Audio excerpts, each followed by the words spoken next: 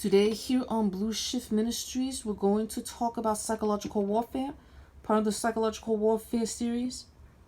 Psychological warfare, witchcraft. Witchcraft is a huge part of psychological warfare. Let's go deeper into this. Witchcraft works on much of the dark corners of the mind, but on the dark corner of the mind of confusion. People usually who practice witchcraft usually have a few characteristics that you need to look out for. One of them is constantly changing their mind.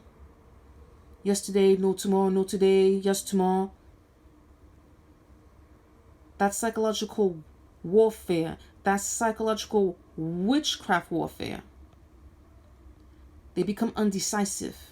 And as they become undecisive, they start to frustrate the other around them. They start to frustrate the world around them. They start to irritate people around them. I don't know about you, but when someone cannot make a decision, it's very irritating. And as they irritate that person, then that person caves and give them whatever they want. Because they're just upset and they just want to give them whatever they want just to get rid of them. But when that person that practiced witchcraft did that deliberately so they can get what they want. So you see how very manipulative and evil Lucifer is and his disciples. People who practice witchcraft are Lucifer's disciples. And you see what they did. They did a reverse of frustrating the person they want to take advantage of. So they start to play a mind game of being irritating, not knowing how to make a decision, always trying to take advantage. Another sign that a person practices witchcraft is always they are constantly in a state of panic. They work with a panic demon and they want to inflict that panic within you.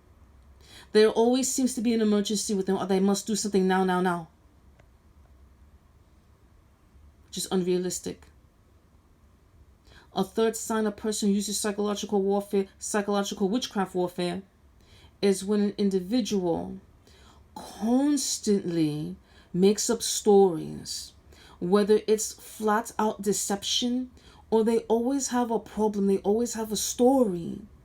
And that story is never consists of the truth. Because there's a difference in saying, there's a difference between a person telling you the story of their life. Okay, the person is just perhaps either befriending you, and be careful who befriends you, and they're just trying to strike up a conversation. But there's a difference between someone telling you the story of their life than a person who always has a problem. A person who's approaching, they always have a problem. A person who approaches you, they always are complaining. A person who approaches you, they're always complaining either about you or someone else. A person who approaching, they're always talking about someone behind their back. That is witchcraft psychological warfare. Don't ever forget that. It's not normal to always have a problem. It's not normal to always complain.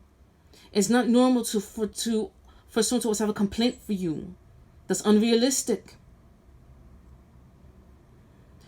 Another form of psychological warfare, psychological witchcraft warfare, is when a person, they are too ready to put the blame on you. Instead of giving you a benefit of a doubt that perhaps they made a mistake, perhaps you just made a mistake and it's no big deal, they blow things out of proportion.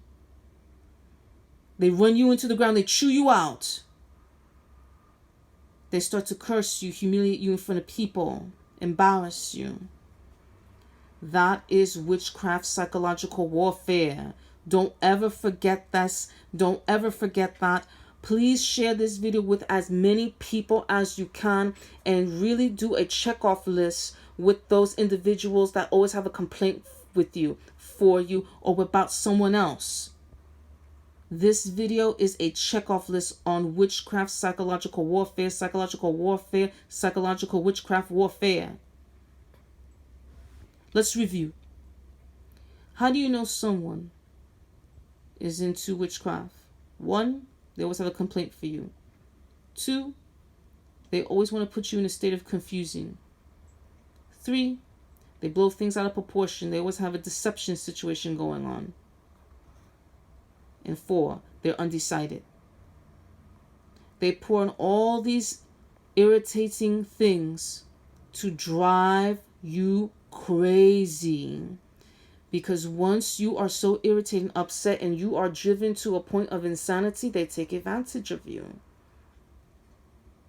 And then later on, they come and give you a hypocritical kiss or a hug, like, oh, I'm sorry I put you through that. But they completely tore you down and took all your energy out of you. They zap your energy because they're feeding those demons your energy. Don't ever forget this. Don't ever forget this video. Please share this video with as many people as you can.